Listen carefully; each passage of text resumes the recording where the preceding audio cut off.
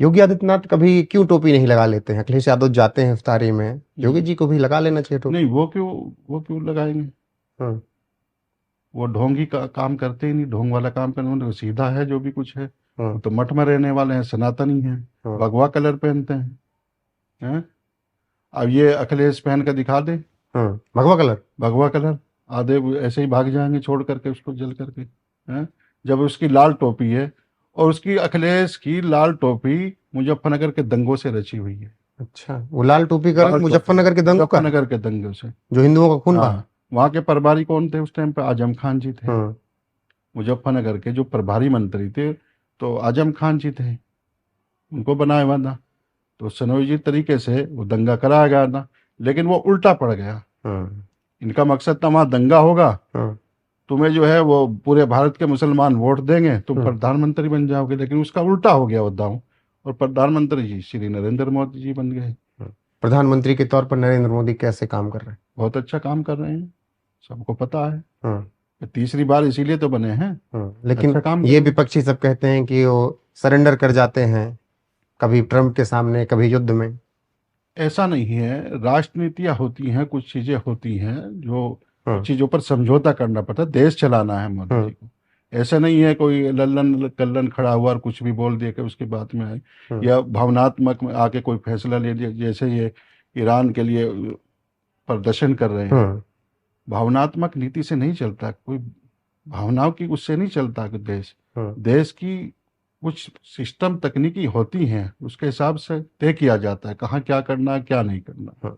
संभल में जो कुछ भी हुआ पिछले कुछ वक्त में, जिस तरीके से संभल का पुनर्जागरण कहा गया, सही काम हुआ वहां पर जो कुछ भी हो? संभल में गया था, हाँ। 3-4 दिन रह के आया हूँ। संभल में बहुत सुकून शांति से लोग रह रहे हैं, हाँ। और वहाँ पर जो कार्रवाई हुई है वो उसी की देन है, हाँ। सख्ती से जो की गई है वहाँ पर। अगर सख्ती न की जाती तो वहाँ का मुसलमान भी लहंगा उठा करके प्रोटेस्ट सबसे पहले करता। हाँ। ईरान ईरान के लिए करता, भारत के खिलाफ नारे लगाता, हाँ। कट्टरवाद पनपता। ये योगी आदित्यनाथ जी की ही मेहरबानी है कि वहाँ का संभल का मुसलमान आज साइलेंट है, वरना सबसे पहले भुदकते हैं, वो रोडों पर आते हैं। हाँ। और सांसद जी भी वहाँ के साइलेंट सुकून से रोजे रख रहे हैं, सारा संभल रोजे रख रहा है बढ़िया हाँ। सुकून के साथ में। हाँ। सांसद ये जी, योगी की देन है। सांसद जी ठीक है? सांसद जी इबादत में लगे हुए हैं। हाँ। हाँ। ज्ञानवापी पे आप क्या सोचते हैं? ज्ञानवापी का फैसला देखो, आएगा जो भी आएगा बेहतर ही है, हाँ। उसका स्वागत सबको करना चाहिए। मुसलमान मंजूर करेगा ज्ञानवापी का फैसला, अगर कुछ भी जो भी आता है?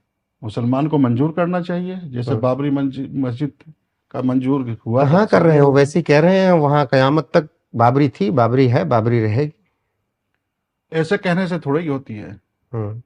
अब एक मौलाना भी ये जो है, वो एक दिन मैं कहीं था तो वो मौलाना कह रहे थे कि बाबरी मस्जिद के लिए दुआ करना। हाँ। मैंने कहा भैया वहाँ तो मंदिर बन गई है, तुम अभी दुआ ही करा रहे हो। हुमायूं कबीर बना रहा है वहां मुर्शिदाबाद में। वो तो गलत कर रहा है भाई, हाँ। उसको हुमायूं कबीर जो है वो बाबर के नाम से ही उसको जरूरी था नाम देना, कुछ और नाम रख लेते हुमायूं के पिता का हैं। नाम इत्तेफाक से बाबर ही था। हाँ। तो कुछ और रख लेते, जरूरी थोड़ी है। बंगाल में क्या होने जा रहा है, कुछ समझ में आ रहा है? बंगाल का चुनाव बदलना चाहिए इस बार, हम तो चाहते हैं जैसे बिहार में चुनाव हुआ है ऐसे ही बराबर में बंगाल में भी होना चाहिए। हाँ। वहाँ भी जो है मुख्यमंत्री भारतीय जनता पार्टी का हो जाए तो वहाँ से कट्टरवाद खत्म हो जाएगा, राष्ट्रवाद से लोग जुड़ेंगे, विकास होगा, सबका साथ सबका विकास होगा। हाँ। अभी बंगाल में क्या खराबी है ममता राज में? ममता तो जो है ना बेचारी, उसका यही नहीं पता लग पा रहा आज तक वो मुसलमान है या हिंदू है। मैं हाँ। ये सोचता हूँ कई बार उसके कारनामे ही ऐसे हैं। हाँ। हम्म, हेमंत बिस्वा शर्मा जिस तरीके से काम कर रहे हैं। वो बहुत अच्छा कार्य कर रहे हैं। हाँ। ऐसा ही मुख्यमंत्री वहाँ बराबर में चाहिए बंगाल में, हाँ। जैसे आसाम के हैं। लेकिन कहते हैं बहुत परेशान करते हैं मुसलमानों को। क्या परेशान करते हैं? एक भी मियाँ मुसलमान को रहने नहीं दूंगा यहाँ पे। नहीं, ऐसा तो कुछ नहीं है, मुसलमान रह रहा है वहाँ। हाँ। ऐसा तो कुछ नहीं है, मुसलमान रह भी रहा है वहाँ, कार्य भी कर रहा है बहुत मदनी सारा साहब कह रहे हैं मुसलमान। कि बहुत अत्याचार कर दिए हैं। मदनी साहब तो कहेंगे ही। हाँ। मदनी साहब का तो यही काम है, रोजगार कैसे चलेगा, उनकी रोटी रोजी कैसे चलेगी। वो तो यही है, मुसलमानों को भड़काते हैं, उकसाते हैं, हाँ। यही मदनी का काम है।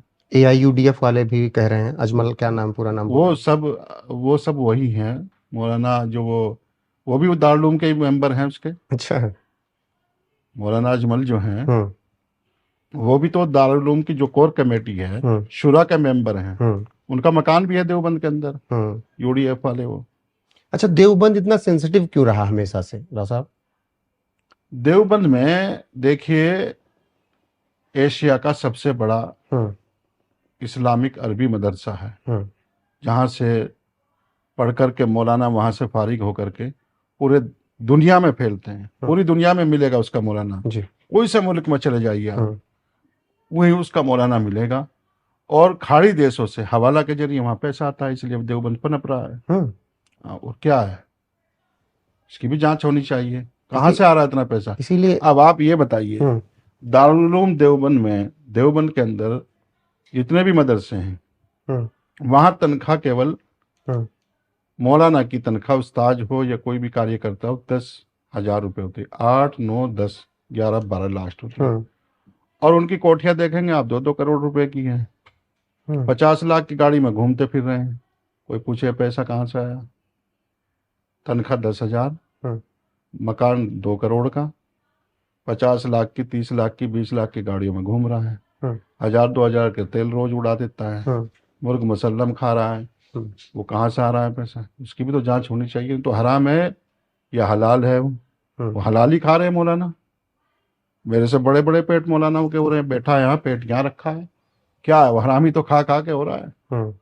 भाई जायज में तो रोटी भी नहीं खा सकते सही तरीके 5 से। टाइम दाल नमाज तो रोटी कर खा ही सकते। रहे होंगे। नमाज तो फर्ज है? रोजा रह रहे होंगे। अब रोजा बंद कमरे में कोई बैठा है, कौन देखने जा रहा है उनको, रख रहा नहीं रख रहा है? अब वो तो उनको पता है। अच्छा, इतना सेंसिटिव है, हवाला की बात आपने की, इसीलिए एनएसजी का कमांड सेंटर बनाया जा रहा है क्या देवबंद में? एटीएस सेंटर इसीलिए ATS बनाया का। गया। एटीएस सेंटर क्यों बनाया गया देवबंद में? इसलिए तो बनाया गया, वरना और कहीं भी बना सकते थे। देवबंद कोई जिला नहीं है, जिला सहारनपुर है।